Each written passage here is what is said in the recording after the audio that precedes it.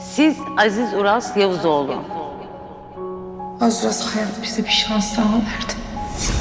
Ne olur yalvarıyorum sana. Lütfen bu şansı değerlendirelim. Böyle evlenme Maral'la.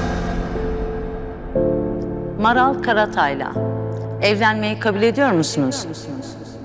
Ne? Sen Maral'la mı evlenmeye karar verdin? Kızım, Sen kapı mı dinliyorsun sen? Anne ne diyor? Kapı mı dinliyorsun sen? Ne diyor? Maral'la mı evlenecekmiş? Maral'la mı Sana mı evleneceksin? gönderdi seni yoksa ya? Ne senin be? Sen ne diyorsun oğlum? Aziz Uras Bey, Maral Hanım'la evlenmeyi kabul ediyor musunuz?